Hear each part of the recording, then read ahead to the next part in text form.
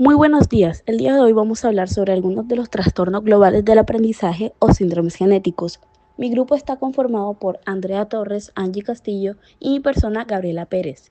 Antes de comenzar debemos tener claros los contenidos que vamos a presentarles el día de hoy, como lo son la introducción, la reseña histórica, definición de conceptos, etiología, causas, teorías, clasificación o subtipos, genotipo y o fenotipos conductuales, criterios de diagnósticos, comorbilidades, neuropsicología, tratamiento, instrumentos de valoración, además de pequeño glosario.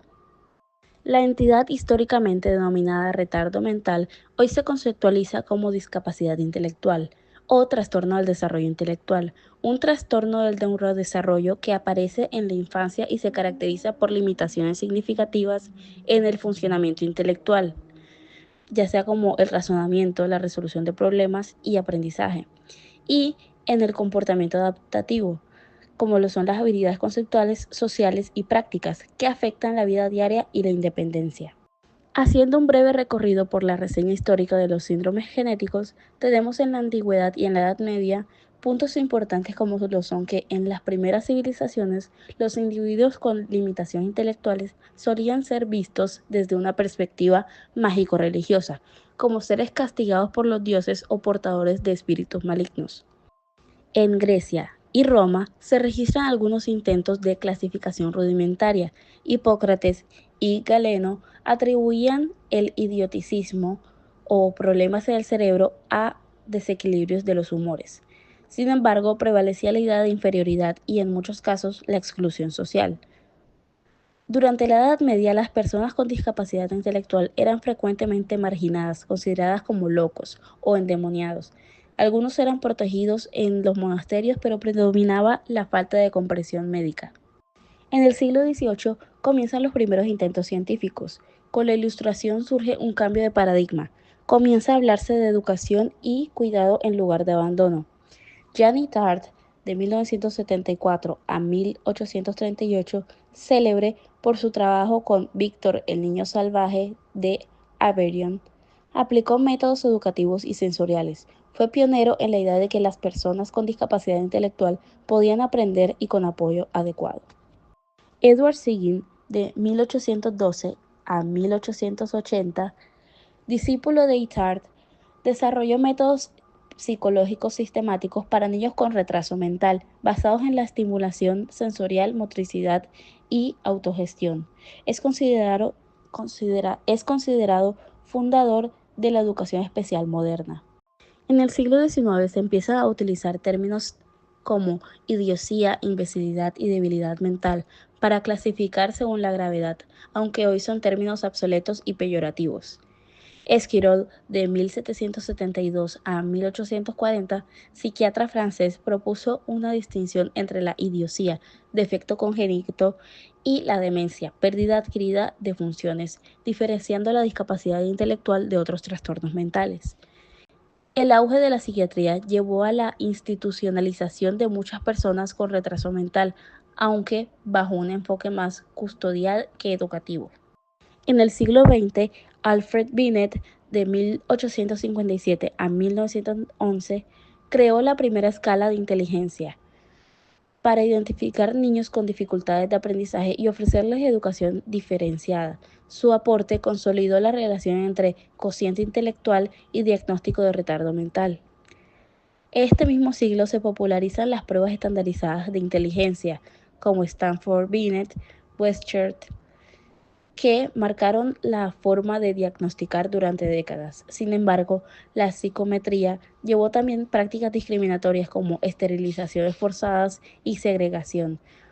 En la segunda mitad del siglo XX surgieron nuevos enfoques. Tras la Segunda Guerra Mundial, el énfasis se desplazó hacia la rehabilitación, integración y derechos humanos.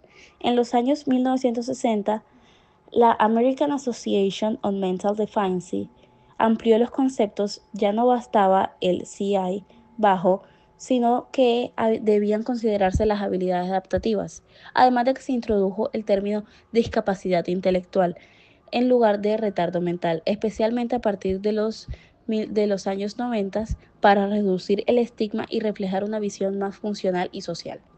Actualmente, en el siglo XXI, se define la discapacidad intelectual como un trastorno del desarrollo neurológico caracterizado por limitaciones tanto en el funcionamiento intelectual como en el adaptativo, con inicios en la infancia. Se consolida el modelo biopsicosocial en el que el diagnóstico incluye factores contextuales y la intensidad de apoyos necesarios como leves, moderados, graves y profundos. El avance de la genética y neurociencia ha permitido identificar síndromes genéticos específicos como el Down, X frágil, Williams, Angelman, Prader-Willi, entre otros, que explican una gran proporción de casos con perfiles conductuales y educativos característicos. Actualmente, el énfasis está en la inclusión educativa, la autonomía personal, los derechos humanos y la calidad de vida de las personas con discapacidad intelectual. En la evolución conceptual tenemos la presencia del déficit en el funcionamiento intelectual aproximadamente mayor o igual a dos desviaciones estándar por debajo de la media o a un IQ menor o igual del 70. Y en el comportamiento adaptativo con inicios en el periodo del desarrollo. El diagnóstico exige evaluar tanto el rendimiento intelectual como las áreas conceptual, social y práctica. Pasó de un enfoque exclusivamente psicométrico a un enfoque biopsicosocial que integra contexto, apoyo y capacidad adaptativa. La discapacidad intelectual tiene un origen muy heterogéneo. Se puede dividir en genéticas, que son las alteraciones cromosómicas, el exceso o falta de cromosomas completos o fragmentos, como la trisomía 21, el síndrome de Down, de Turner o Patau. Las mutaciones monogénicas, que es el cambio en un único gen, como el síndrome X frágil, la principal causa hereditaria de la discapacidad intelectual. Las microdeleciones o duplicaciones, que es la pérdida o duplicación de segmentos pequeños de cromosomas, como el síndrome de Williams, Prader-Willi y Angelman. Y las mutaciones en genes de la sinaptogénesis y epigenética que afectan a la formación de conexiones neuronales y a la regulación de la expresión génica.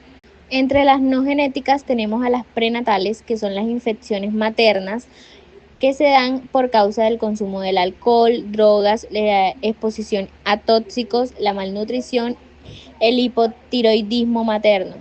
Las perinatales, que son las complicaciones en el parto, como la hipoxia, que es la falta de oxígeno, la hemorragia, el bajo peso extremo y la prematuridad. Las postnatales, que son las infecciones graves como la meningitis o encefalitis, traumatismos cráneoencefálicos, epilepsias severas, privación psicoafectiva o ambiental. En la mayoría de los casos, la discapacidad intelectual resulta de la interacción de factores genéticos y ambientales, es decir, una predisposición hereditaria que se agrava con condiciones ambientales adversas. Según la gravedad clínica, la discapacidad intelectual se puede clasificar en leve, cociente intelectual de 50 a 69, con apoyos intermitentes, en donde gran parte logra una independencia parcial. El moderado del 35 a 49, en donde necesitan apoyos más frecuentes en la vida diaria. El grave del 20 a 34, donde necesitan una dependencia considerable y un lenguaje muy limitado. Y el profundo, que es de 20, en donde requieren apoyos extensivos y cuidados permanentes. Según la etiología, se clasifican en sindrómica, donde está asociada a un síndrome genético reconocido como el síndrome de Down, X frágil y el Angelman. Y la no sindrómica, que se encuentra aislada sin un síndrome identificado o una causa multifactorial. Entre los modelos teóricos encontramos el neurodesarrollo sináptico, que son las alteraciones en formación y poda de sinapsis, la plasticidad cerebral, que son los problemas en la discapacidad de reorganización y del aprendizaje, la epigenética, que son los cambios en expresión génica por ambiente, en donde se explican las variaciones en un mismo genotipo. Algunos síndromes presentan patrones de conducta característicos, fenotipos conductuales. El síndrome Williams presenta sociabilidad marcada y buen lenguaje, pero cuenta con dificultades visoespaciales.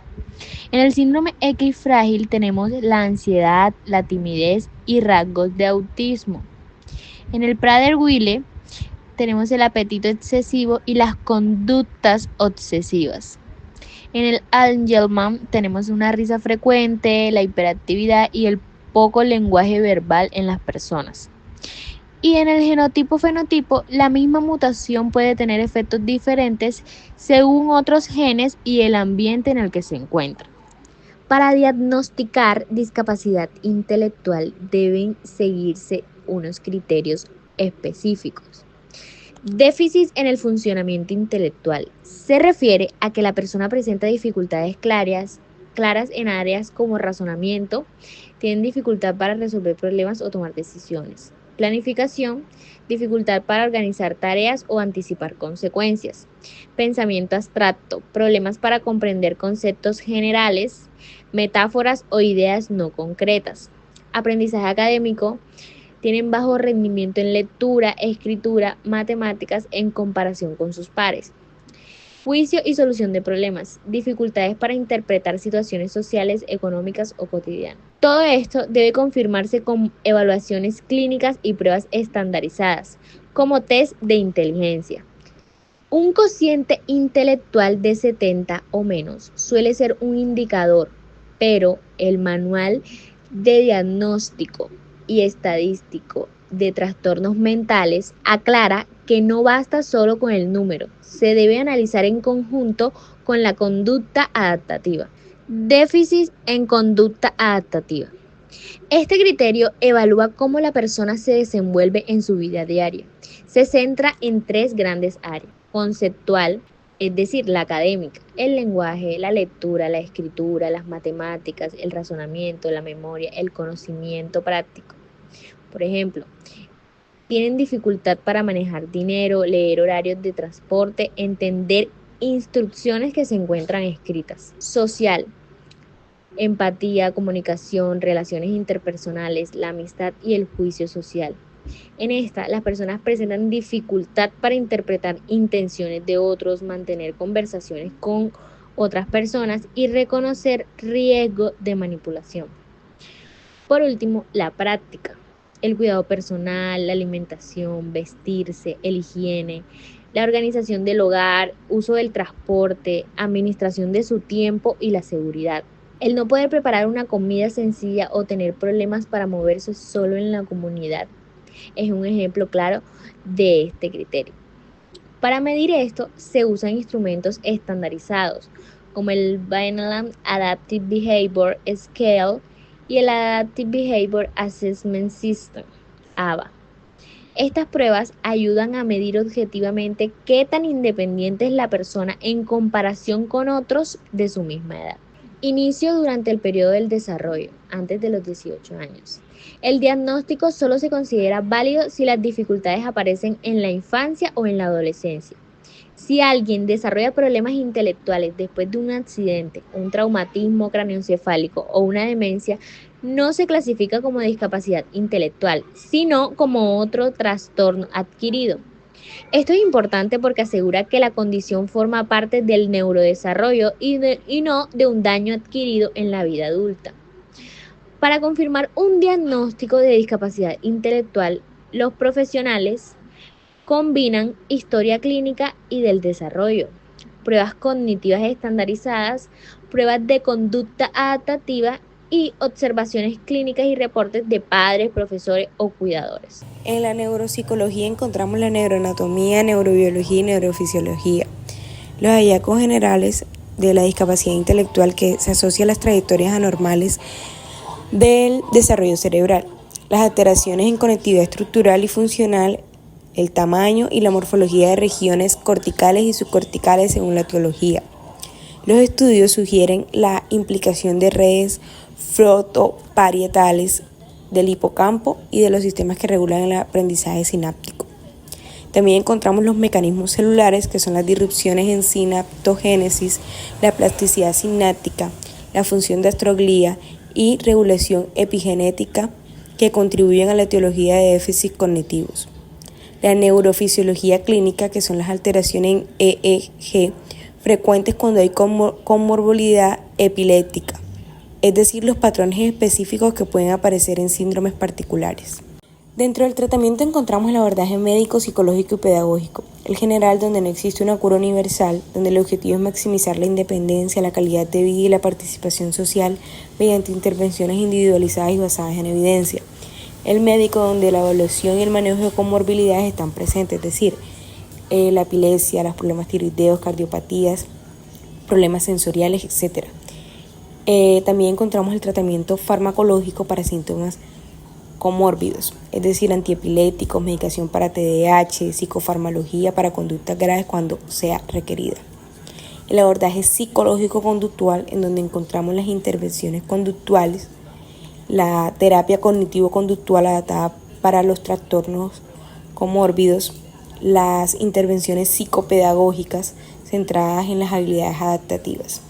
Y por último encontramos el abordaje pedagógico, es decir, los programas de educación especial, donde tienen una enseñanza basada en competencias funcionales, cuentan con adaptación curricular, soporte en el aula y tecnología asistiva. También encontramos la intervención temprana, que es especialmente crítica en los primeros años. Dentro de los instrumentos de valoración o evaluación encontramos la evaluación intelectual. Un ejemplo de esta es la Wechsler, que es utilizada para evaluar el cociente intelectual en niños de 6 a 16 años. Proporciona una puntuación global de inteligencia y también evalúa diferentes áreas cognitivas en específicas. También tenemos la Stanford, que es la escala de inteligencia, donde pues es una herramienta que evalúa el cociente intelectual en individuos de 2 a 85 años y más, y pues se enfoca en diferentes áreas cognitivas y proporciona una puntuación global de la inteligencia. Encontramos la evaluación de conducta adaptativa, donde encontramos un ejemplo de esta es la Vineland. Evalúa las habilidades adaptativas en áreas como la comunicación, las habilidades diarias, la socialización y las habilidades motoras. Se utiliza en individuos de 0 a 90 años.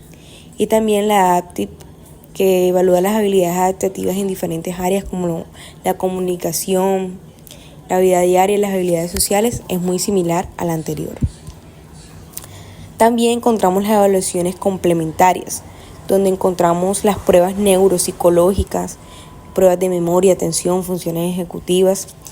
Encontramos las escalas de screening para autismo, los estudios genéticos, cariotipo, secuenciación según la sospecha clínica, y la evaluación médica, que es de audición, visión, pruebas metabólicas según indicación, etc.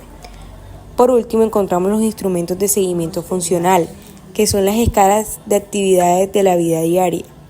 Son cuestionarios de calidad de vida y evaluaciones interdisciplinares.